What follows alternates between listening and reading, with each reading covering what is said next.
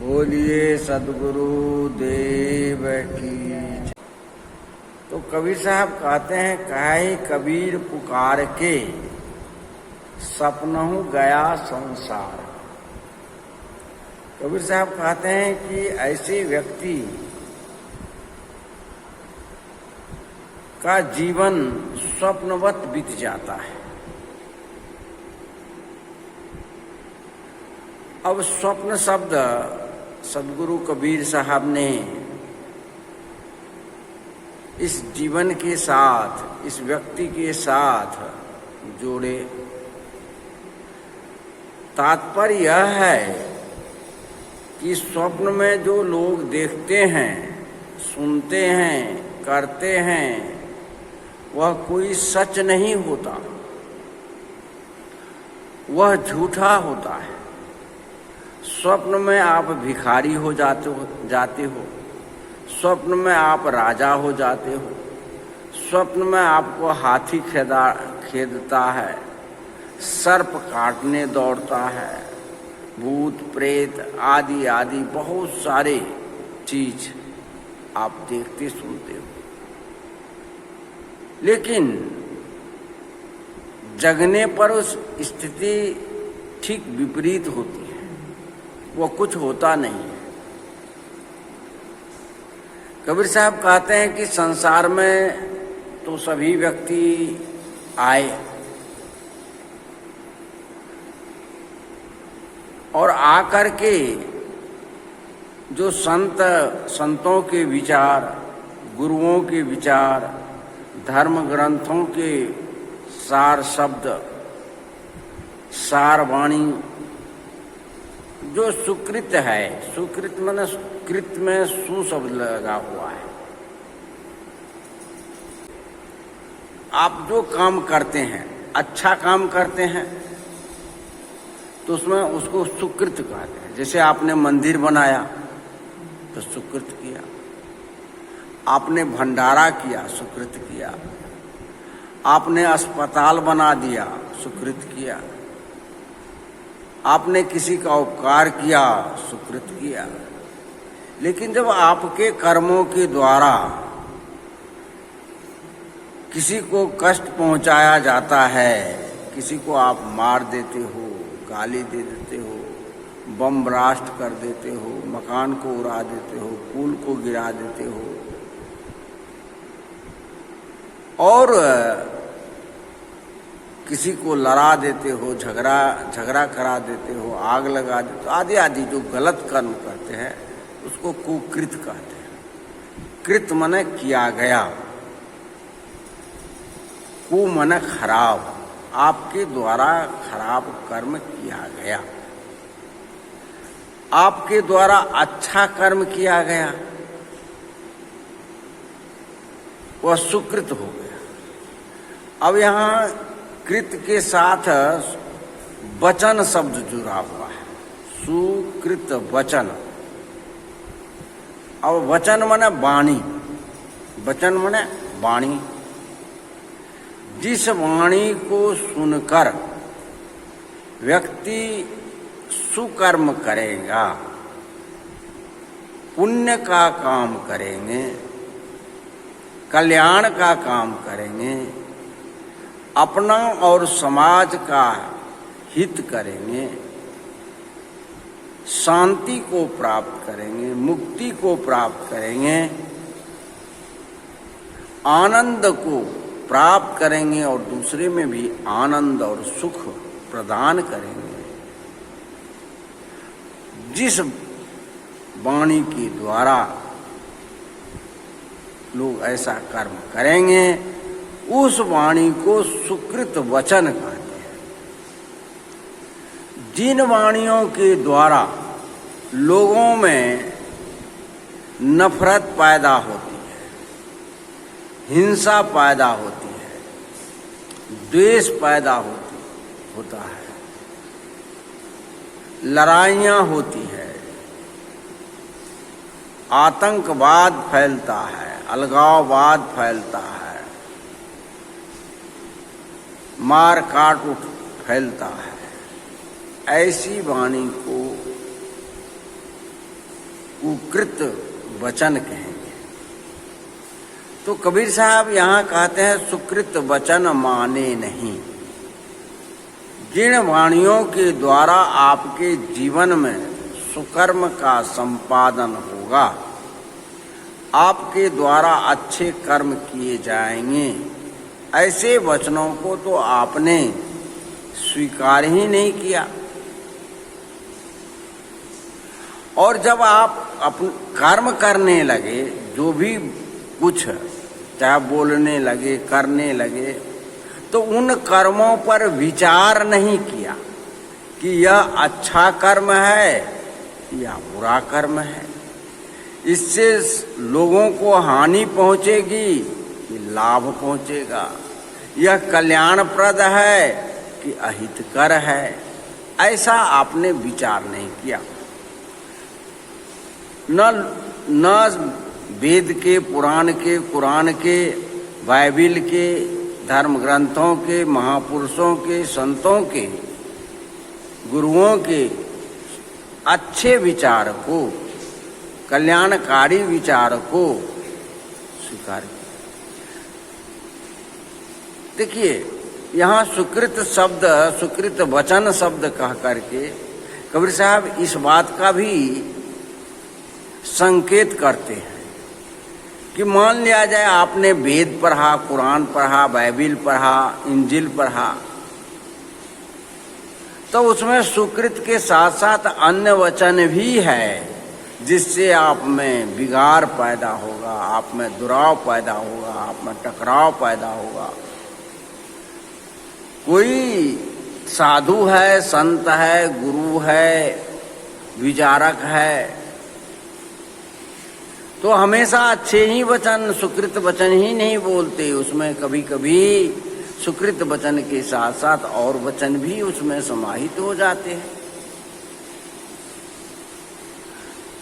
तो कबीर साहब ने यहाँ यह संकेत करना चाहते हैं सुकृत वचन कह करके कि उन सद्गुरुओं में, उन गुरुओं में, उन धर्म ग्रंथों में, उन विचारकों के अंदर जो सुकृत वचन है उसको तो आपने नहीं माना, और उनके द्वारा जो कभी काल ऐसे वचन निकल गए जिससे कि आपके जीवन में दुराव, टकराव पैदा हो, उसको आपने स्वीकार कर लिया, उसको आपने ढूंढ करके निकाल लिया, और फिर उस कर्मों को आपने बिना विचारे कर डाला और कर रहे हैं। आज जो है तमाम लोगों को आप जब देखिएगा तो बिना सोचे समझे वह बोलता है, बिना सोचे समझे वह करता है, जो मन में आता है वही बोलता है, जो मन में आता है वही करता है। कोई अच्छी वाणी बोलता है तो उसको अच्छा नहीं लगता, क्योंकि उसके भीतर में जो बुराइयां हैं वो बुराइयां उस अच्छी वाणी को भी बुरी वाणी में रूपांतरित, उसमें दोष देखने लगता है। तो कबीर साहब यहाँ कहा सुकृत वचन माने नहीं। जो धर्म ग्रंथों के द्वारा, साधकों के द्वारा, संतों के द्वारा जो कल्याणप्रद वचन है उसको आपने नहीं माना, सुकृत वचन माने नहीं। फिर कहते हैं आगे कि आपने करे विचार, और आपने जो कर्म किया, जो बोला, उस पर विचार करके नहीं बोला कि हमें क्या बोलना चाहिए और क्या नहीं बोलना चाहिए। आज संसार में देखिए कि बिना विचारे जो करता है, कबीर साहब ने कहा बिना विचारे जो करे सो पाछे पछताए, काम बिगाड़े आपना जग में होत हंसाए। आज लोग बिना विचारे बोलता है, करता है, तो वो अपना काम तो बिगाड़ता ही है, अपनी अशांति तो पैदा करता ही है। आज तमाम लोग जेल में सड़ रहा है, लेफ्ट राइट कर रहा है, काहे? तो बिना विचारे उन्होंने किया कर्म, बिना विचारे बोला, जेल की हवा खा रहा। अपने भी कष्ट उठा रहा है, अपने परिवार को, समाज को भी कष्ट दे रहा है, अपना भी काम बिगाड़ लिया और संसार में उसकी हंसाई हो रही है। जग में लोग उसे है दृष्टि से देखते हैं, निम्न दृष्टि से देखते हैं। तो यहाँ पर कबीर साहब कहते हैं आप उन्हें करे विचार। आप कर्म करते हो तो विचार करो,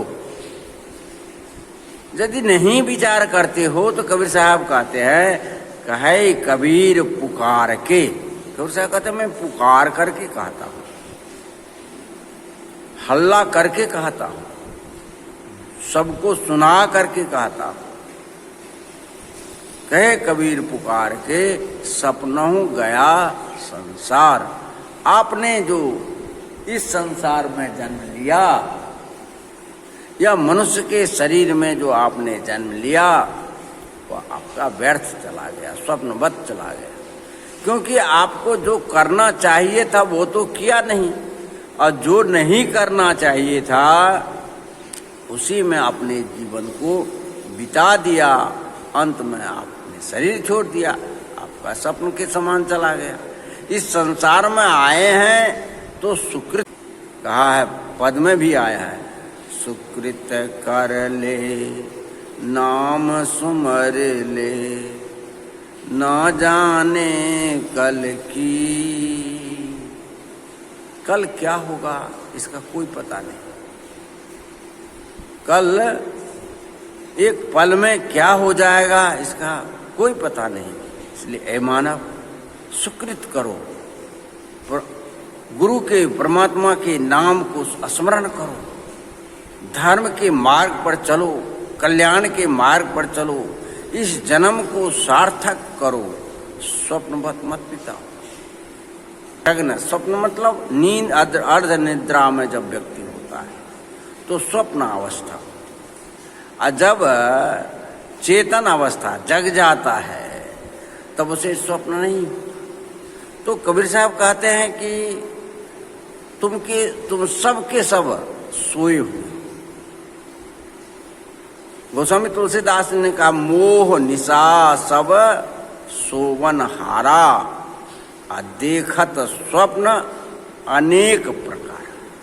गोस्वामी जी कहते हैं कि मोह रूपी निशा में अर्थात रात्रि में सब सोया हुआ है, हर एक व्यक्ति सोया हुआ और अनेक प्रकार के स्वप्न देख रहा है कि हम 10 मंजिला मकान बना रहे हैं, बनाएंगे, एरोप्लेन खरीदेंगे, तो ये फैक्ट्री लगाएंगे, वो फैक्ट्री लगाएंगे, ये करेंगे, वो करते हैं।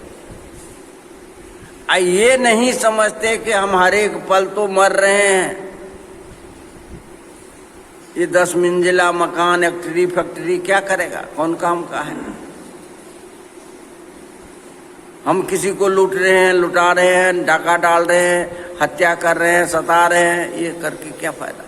तो मोह रूपी रात्रि में या मेरा बेटा है, मेरी बेटी है, मेरा संपत्ति है, तो इस तरह से यह मेरा कह करके सब रात्रि, मेरे रूपी रात्रि में, मोह रूपी रात्रि में सब सोया हुआ है और अनेक प्रकार के स्वप्न को देखता है।